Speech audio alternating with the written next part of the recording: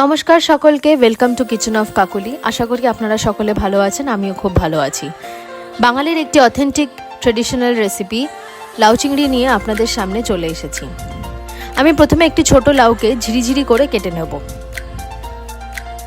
আপনাদের সুবিধার্থে আমি লাউটা কিভাবে কেটেছি সেটা দেখিয়ে নিলাম। বাঙালির এই অথেন্টিক রেসিপিগুলো আপনাদের সামনে নিয়ে আসার চেষ্টা করছি। আশা করি আপনাদের ভালো লাগছে। যদি ভালো লাগে তাহলে অবশ্যই লাইক, শেয়ার, কমেন্ট আর সাবস্ক্রাইব করতে কিন্তু ভুলবেন না। এইভাবে আমি পুরো লাউটা কেটে নিয়েছি। তার সাথে আমি নিয়ে নিয়েছি ধনেপাতা, বড়ি, মুগ ডাল, চিংড়ি মাছ, 5 ফোড়ন, তেজপাতা, শুকনো লঙ্কা আর 2 থেকে 3টে কাঁচা লঙ্কা। এবার শুকনো কড়াইকে হালকা গরম করে তার মধ্যে মুগ ডালগুলো আমি ভেজে নেব ব্রাউন হওয়া পর্যন্ত। কড়াইতে তেল গরম হয়ে গেলে বড়িগুলো আগে থেকে লাল করে ভেজে তুলে নেব আমি। বড়ি ভাজা হয়ে গেলে ওই একই তেলে শুকনো লঙ্কা, তেজপাতা, 5 ফোড়ন আর 2 কাঁচা লঙ্কা দিয়ে আমি ভালো করে মশলাটা কষিয়ে নেব। মশলাটা একটু ভাজা ভাজা মতো হয়ে গেলে তার মধ্যে আগে থেকে নুন হলুদ দিয়ে ম্যারিনেট করে রাখা চিংড়ি মাছগুলোকে দিয়ে একটু নাড়াচাড়া করে নেব। চিংড়ি মাছগুলোর রঙটা একটু পাল্টে আসলে কুচিয়ে রাখা লাউটা ওর মধ্যে দিয়ে দেবো।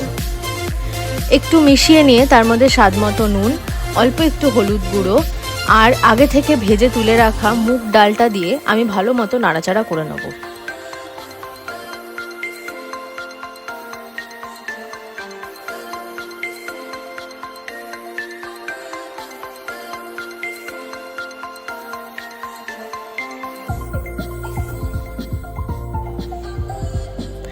এই পর্যায়ে এর মধ্যে আগে থেকে যে বড়িগুলো ভেজে তুলে রেখেছিলাম সেগুলো হাত দিয়ে হালকা হাতে ভেঙে নিয়ে আমি লাউ চিংড়ির মধ্যে দিয়ে দেবো।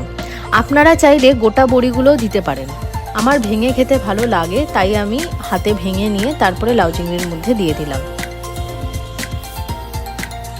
এবার জিনিসটাকে একটু নাড়িয়ে চাড়িয়ে নিয়ে তারপরে আমি ঢেকে রেখে দেবো। লাউ থেকে জল ছেড়ে আসার পরে সেই জলটাকে শুকিয়ে নিলেই তৈরি বাঙালির অথেন্টিক ট্রেডিশনাল রেসিপি লাউ চিংড়ি। রুটি পরোটা দিয়ে খেতে খুব ভালো লাগে। আপনাদের যদি ভালো লেগে থাকে অবশ্যই লাইক, শেয়ার, কমেন্ট আর সাবস্ক্রাইব করতে কিন্তু ভুলবেন না।